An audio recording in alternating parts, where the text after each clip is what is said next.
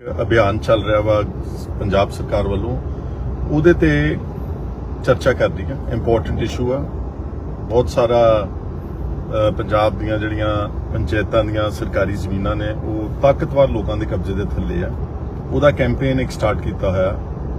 ਉਹਦੇ ਦੋ ਪਹਿਲੂ ਨੇ, ਉਹਨਾਂ ਬਾਰੇ ਮੈਂ ਤੁਹਾਡੇ ਨਾਲ ਗੱਲ ਕਰਨੀ। ਥੋੜੇ ਜਿਹੇ ਕੁਝ ਦੋਸਤ ਅਗਰ ਜੁੜ ਜਾਣਗੇ ਤਾਂ ਵੀਲ ਸਟਾਰਟ ਆਫ ਦੈਨ।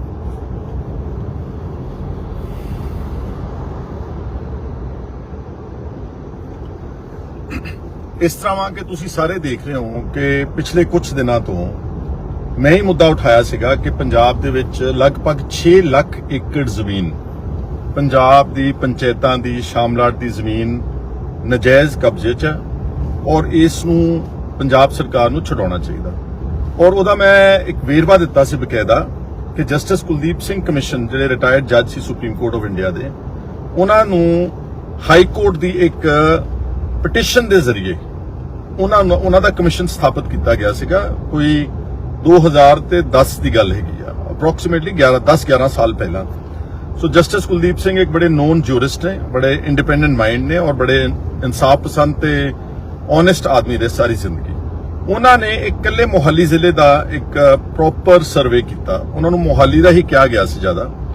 ਤਾਂ ਜਸਟਿਸ ਕੁਲਦੀਪ ਸਿੰਘ ਕਮਿਸ਼ਨ ਦੀ 2 ਭਾਗਾਂ 'ਚ ਰਿਪੋਰਟ ਹੈਗੀ। ਉਹਦੇ 'ਚ ਪਾਇਆ ਗਿਆ ਕਿ 50,000 ਏਕੜ ਪੰਚਾਇਤ ਦੀ ਲੈਂਡ ਤਾਕਤਵਰ ਪੋਲੀਟੀਕਲ ਤੇ ਬਿਊਰੋਕਰੈਟਸ ਤੇ ਅਫਸਰਸ਼ਾਹੀ ਦੇ ਹੱਥ ਵਿੱਚ ਹੈ। 50,000 ਏਕੜ ਜਿਹਦੀ ਕੀਮਤ ਬੇਸ਼ਕੀਮਤੀ ਜ਼ਮੀਨ, ਕਿਉਂਕਿ ਜੇ ਚੰਡੀਗੜ੍ਹ ਨਿਊ ਚੰਡੀਗੜ੍ਹ ਦੀ ਗੱਲ ਕਰ ਲਈਏ ਤਾਂ 2-2 3-3 ਕਰੋੜ ਦਾ ਏਕੜ ਆ। ਜੇ ਆਪਾਂ ਜ਼ੀਰਕਪੁਰ ਸਾਈਡ ਦੀ ਗੱਲ ਕਰ ਲਈਏ ਜਿੱਥੇ ਸਕਾਈ ਸਕ੍ਰੇਪਰ ਬਿਲਡਿੰਗਸ ਬਣੀਆਂ ਹੋਈਆਂ ਨੇ ਉੱਥੇ 5-5 6-6 ਕਰੋੜ ਨੂੰ ਏਕੜ ਹੈ। ਜੇ ਮੋਹਾਲੀ ਪ੍ਰੋਪਰ ਦੀ ਗੱਲ ਕਰ ਲਈਏ ਉਹਦੇ ਵਿੱਚ ਵੀ ਬਹੁਤ ਸਾਰੀਆਂ ਜ਼ਮੀਨਾਂ ਮੋਹਾਲੀ ਦੇ ਇਰਦ ਗਿਰਦ, ਸ਼ਹਿਰ ਦੇ ਇਰਦ ਗਿਰਦ ਕਰੋੜਾਂ ਰੁਪਏ ਨੂੰ ਏਕੜ ਜ਼ਮੀਨਾਂ ਸੀਗੀਆਂ। ਖੈਰ ਉਸ ਵਕਤ ਪਿਛਲੀਆਂ ਸਰਕਾਰਾਂ ਨੇ ਉਸ ਨੂੰ ਠੰਡੇ ਬਸਤੇ 'ਚ ਪਾ ਦਿੱਤਾ। ਮੈਂ ਉਸ ਨੂੰ ਸਵੀਕਾਰ ਕਰਨ 'ਚ ਕੋਈ ਗੁਰੇਜ਼ ਨਹੀਂ ਕਰਦਾ।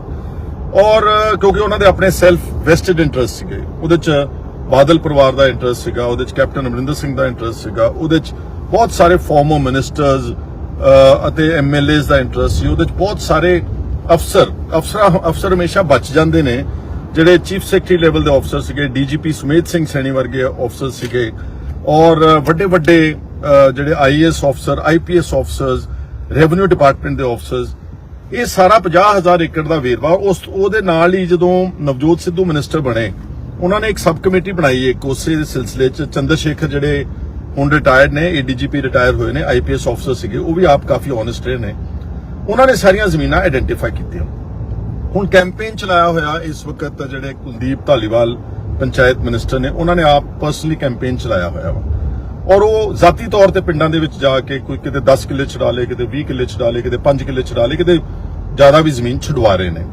ਮੇਰਾ ਇਹਦੇ 'ਚ ਅੱਜ ਤੁਹਾਡੇ ਨਾਲ ਵਿਚਾਰ ਚਰਚਾ ਕਰਨ ਦਾ ਮਕਸਦ ਇਹ ਆ ਕਿ ਇਹਦੇ 'ਚ ਨਾ 2 ਤਰ੍ਹਾਂ ਦੇ ਨਜਾਇਜ਼ ਕਬਜ਼ੇ ਨੇ। ਇੱਕ ਹੈਗੇ ਨਜਾਇਜ਼ ਕਬਜ਼ੇ ਜਿਨ੍ਹਾਂ ਦਾ ਮੈਂ ਜ਼ਿਕਰ ਕੀਤਾ, ਪਾਵਰਫੁਲ ਪੋਲੀਟੀਸ਼ੀਅਨਸ, ਪਾਵਰਫੁਲ ਬਿਊਰੋਕਰੈਟਸ, ਅਫਸਰਸ਼ਾਹੀ ਸਾਰੀ। ਇਹਨਾਂ ਲੋਕਾਂ ਦੇ ਇਹ ਤਾਂ ਬੜੇ ਪਹਿਲਾਂ ਹੀ ਬੜੇ ਧਨਾਟ ਆਦਮੀ ਨੇ, ਅਮੀਰ ਆਦਮੀ ਨੇ। ਇਹਨਾਂ ਦੇ ਕੋਲ ਸੈਂਕੜੇ ਕਰੋੜਾਂ ਦੀਆਂ, ਕਈਆਂ ਕੋਲ ਕਰੋੜਾਂ ਦੀਆਂ, ਕਈਆਂ ਕੋਲ ਬਹੁਤ ਹਜ਼ਾਰਾਂ ਕਰੋੜਾਂ ਰੁਪਏ ਦੀ ਪ੍ਰਾਪਰਟੀ ਆ। ਤੇ ਇਹਨਾਂ ਨੇ ਫਿਰ ਵੀ ਜ਼ਮੀਨਾਂ ਜਿਹੜੀਆਂ ਕਬਜ਼ੇ ਕੀਤੀਆਂ ਪਹਿਲ ਦੇ ਆਧਾਰ ਤੇ ਪਹਿਲਾਂ ਇਹਨਾਂ ਤੋਂ ਛਡਾਉਣੀਆਂ ਚਾਹੀਦੀਆਂ ਕੁਲਦੀਪ ਧਾਲੀਵਾਲ ਨੂੰ। ਉਹ ਉਲਟਾ ਚੱਲ ਪਏ ਨੇ। ਉਹ ਚੱਲ ਗਏ ਨੇ ਪਿੰਡਾਂ ਦੇ ਵਿੱਚ ਜਿਹੜੇ ਗਰੀਬ ਆਦਮੀ ਨੇ, ਜਿਹੜੇ ਵਿਚਾਰੇ ਲੈਂਡਲੈਸ ਕਿਸਾਨ ਆ, ਜਿਹੜੇ ਬੇਜ਼ਮੀਨੇ ਕਿਸਾਨ ਸੀ ਨਾ। ਜਿੱਦਾਂ ਕੱਲ ਇੱਕ ਮੇਰੇ ਤੁਹਾਡੇ ਸੋਸ਼ਲ ਮੀਡੀਆ ਧਿਆਨ ਤੇ ਲਿਆਉਣਾ, ਝਲੇੜੀ ਕਲਾਂ ਪਿੰਡ ਹੈਗਾ ਫਤਿਹਗੜ੍ਹ ਸਾਹਿਬ ਦੇ ਵਿੱਚ। ਉੱਥੇ ਪੁਲਿਸ ਨਾਲ ਲੈ ਕੇ ਮਿਨਿਸਟਰ ਜਿਹੜਾ ਉਹ ਆਪਣੀ ਜ਼ਮੀਨ ਛਡਾਉਣ ਚਲੇ ਗਿਆ ਤੇ ਉਹ ਕਿਸਾਨਾਂ ਨੂੰ ਘਰਾਂ ਦੇ ਵਿੱਚ ਬੰਦ ਕਰਤਾ। ਉਹਨਾਂ ਨੇ ਫਿਰ ਆਣ ਕੇ ਸੋਸ਼ਲ ਮੀਡੀਆ ਤੇ ਆਣ ਕੇ ਟੀਵੀ ਚੈਨਲਸ ਕਿਹਾ ਕਿ ਅਸੀਂ ਤਾਂ 1-1, 2-2, 3-3 ਏਕੜ ਦੇ ਮਾਲਕ ਆ, ਅਸੀਂ ਬੇਜ਼ਮੀਨੇ ਸੀਗੇ। ਅਸੀਂ 70 ਸਾਲ ਤੋਂ ਇਹ ਜਿਹੜੀਆਂ ਜ਼ਮੀਨਾਂ ਸੀਗੀਆਂ, ਅਸੀਂ 70 ਸਾਲ ਤੋਂ ਇਹ ਜ਼ਮੀਨਾਂ ਆਬਾਦ ਕੀਤੀਆਂ।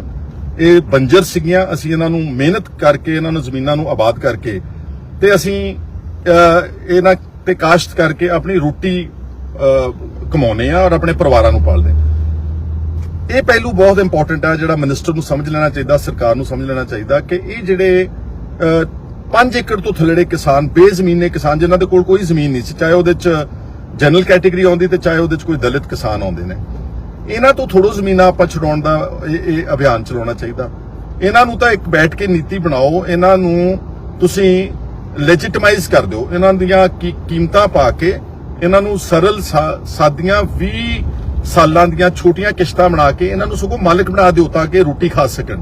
ਨਜਾਇਜ਼ ਕਬਜ਼ੇ ਤਾਂ ਹੈਗੇ ਨੇ ਲੈਂਡ ਸ਼ਾਰਕਸ ਦੇ, ਲੈਂਡ ਮਾਫੀਆ ਦੇ, ਵੱਡੇ ਵੱਡੇ ਲੋਕ ਜਿਨ੍ਹਾਂ ਨੇ ਮੁਹਾਲੀ ਜ਼ਿਲ੍ਹੇ ਦੇ ਇਰਦ ਗਿਰਦ ਕਰੋੜਾਂ ਰੁਪਏ ਦੀ ਜ਼ਮੀਨਾਂ ਤੇ, ਸਰਕਾਰੀ ਜ਼ਮੀਨਾਂ ਤੇ ਬਿਲਡਿੰਗਾਂ ਬਣਾਈਆਂ ਨੇ, ਫਾਰਮ ਹਾਊਸ ਬਣਾਏ ਨੇ, 100 ਏਕੜ, 150 ਏਕੜ ਇੱਕ ਆਦਮੀ ਨੇ ਕਬਜ਼ਾ ਕੀਤਾ। ਇਹ ਜ਼ਮੀਨਾਂ ਛਡਾਉਣ ਦੀ ਪ੍ਰਾਇੋਰਟੀ ਪਹਿਲਾਂ ਮਿਨਿਸਟਰ ਨੂੰ ਚਾਹੀਦੀ ਸੀਗੀ, ਲੇਕਿਨ ਉਹ ਉਲਟ ਪਾਸੇ ਚਲੇ ਗਏ ਨੇ। ਔਰ ਮੈਂ ਮਿਨਿਸਟਰ ਨੂੰ ਕਹਿਣਾ ਚਾਹੁੰਦਾ ਕਿ ਬਜਾਏ ਕਿ ਆਪ ਤੁਸੀਂ ਕਿੰਨੀਆਂ ਜ਼ਮੀਨਾਂ ਵਿਜ਼ਿਟ ਕਰ ਲਓਗੇ, ਤੁਹਾਨੂੰ ਪਤਾ ਹੋਣਾ ਚਾਹੀਦਾ ਪੰਜਾਬ ਦੇ ਵਿੱਚ ਜੇ 50,000 ਏਕੜ ਕੱਲੇ ਮੁਹਾਲੀ ਵਿੱਚ ਤਾਂ 6 ਲੱਖ ਏਕੜ ਜ਼ਮੀਨ ਐਸਟੀਮੇਟਡ ਆ ਸਾਰੇ ਪੰਜਾਬ ਦੇ 23 ਜ਼ਿਲ੍ਹਿਆਂ ਵਿੱਚ ਜਿਹੜੀ ਨਜਾਇਜ਼ ਕਬਜ਼ੇ 'ਚ ਆ। ਜੇ ਮਿਨਿਸਟਰ ਆਪ ਜਾਣ ਲੱਗ ਜੂ ਹਰ ਥਾਂ ਤੇ ਤਾਂ 6 ਲੱਖ ਏਕੜ ਨੂੰ 60 ਸਾਲ ਲੱਗਣਗੇ ਜ਼ਮੀਨ ਛਡਾਉਣ ਵਾਸਤੇ। ਉਹਦੇ ਨਾਲੋਂ ਬੈਟਰ ਇਹ ਨਹੀਂਗਾ ਕਿ ਤੁਹਾਡੇ ਕੋਲ ਸਰਕਾਰੀ ਅਮਲਾ ਵਾ, ਤੁਹਾਡੇ ਕੋਲ ਪੰਜਾਬ ਦੀ ਵਿਧਾਨ ਸਭਾ, ਪੰਜਾਬ ਦਾ ਸਰਕਾਰ ਹੈ।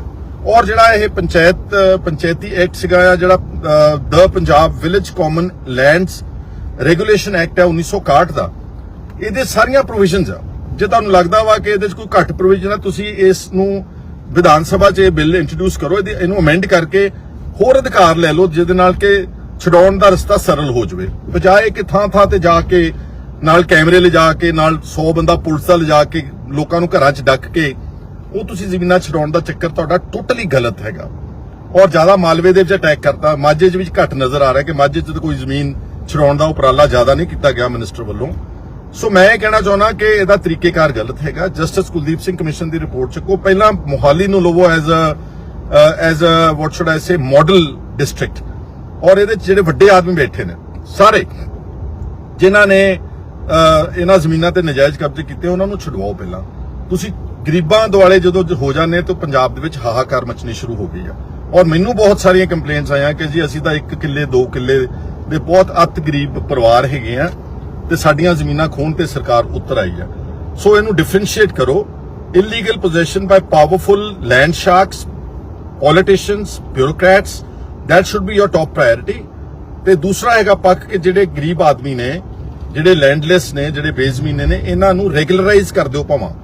ਉਹ ਇਹ ਸਾਰਾ ਕੁਝ ਜਿਹੜਾ ਤੁਹਾਡਾ the Punjab village common lands and regulation act ਹੈਗਾ 1961 ਦਾ, ਉਹਦੇ ਤਹਿਤ ਕੀਤਾ ਜਾ ਸਕਦਾ। ਦੂਸਰਾ, ਮਿਨਿਸਟਰ ਸਾਹਿਬ ਨੂੰ ਪਤਾ ਹੀ ਹੋਣਾ ਚਾਹੀਦਾ ਵੈਸੇ ਕਿ ਜਦੋਂ ਕੋਈ ਜ਼ਮੀਨ ਛਡਾਉਣੇ ਆ ਇਦਾਂ ਮੌਕੇ ਤੇ ਜਾ ਕੇ ਥੋੜ੍ਹਾ ਤੁਸੀਂ ਜ਼ਮੀਨ ਛਡਾ ਸਕਦੇ, ਉਹਦੀ ਪ੍ਰਕਿਰਿਆ ਹੈ।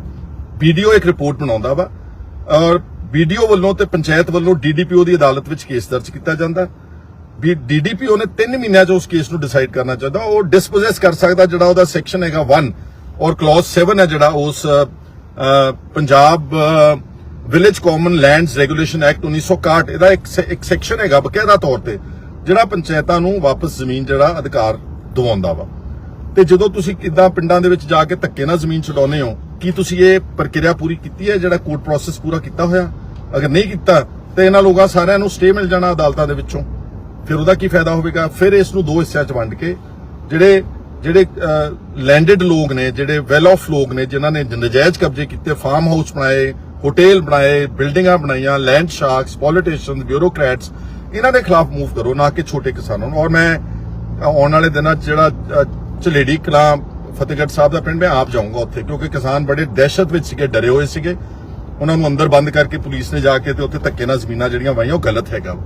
ਔਰ ਮੈਂ ਇੱਕ ਕਾਲ ਦੇਣ ਲੱਗਿਆ ਵਾਂ, ਜਿੰਨੇ ਪੰਜਾਬ ਦੇ ਵਿੱਚ ਜਿਹੜੇ ਬੇਜ਼ਮੀਨੇ ਨੇ, ਬਿਲਕੁਲ ਅੱਤ ਦੇ ਛੋਟੇ ਕਿਸਾਨ ਨੇ, ਅਗਰ ਤੁਹਾਡੀਆਂ ਜ਼ਮੀਨਾਂ ਛਡਾਉਣ ਵਾਸਤੇ ਸਰਕਾਰ ਕੋਈ ਉਪਰਾਲਾ ਕਰ ਰਹੀ ਹੈ, ਅਸੀਂ ਤੁਹਾਡੇ ਨਾਲ ਖੜਾਂਗੇ ਉੱਥੇ, ਕਿਉਂਕਿ ਅਸੀਂ ਚਾਹੁੰਦੇ ਹਾਂ ਕਿ ਜਿਹੜਾ ਗੈਰ ਕਾਨੂੰਨੀ ਪੋਜੈਸ਼ਨ ਨੇ ਛਡਾਇਆ ਜਾਵੇ 100%, ਲੇਕਿਨ ਛਡਾਇਆ ਜਾਵੇ ਪਹਿਲਾਂ ਵੱਡੇ ਤਾਕਤਵਰ ਲੋਕਾਂ ਦੇ ਉੱਤੋਂ, ਪਾਵਰਫੁਲ ਬੰਦਿਆਂ ਤੋਂ। ਔਰ ਮੁਹਾਲੀ ਤੋਂ ਇਸ ਦੀ ਸਟਾਰਟ ਆਫ ਕੀਤੀ ਜਾਵੇ, ਬਿਕੋਜ਼ ਚੰਡੀਗੜ੍ਹ ਦੇ ਕੈਪੀਟਲ ਦੇ ਆਲੇ ਦੁਆਲੇ ਬਹੁਤ ਜ਼ਮੀਨਾਂ ਦੀ ਕੀਮਤ ਹੈਗੀ ਜ਼ਿਆਦਾ।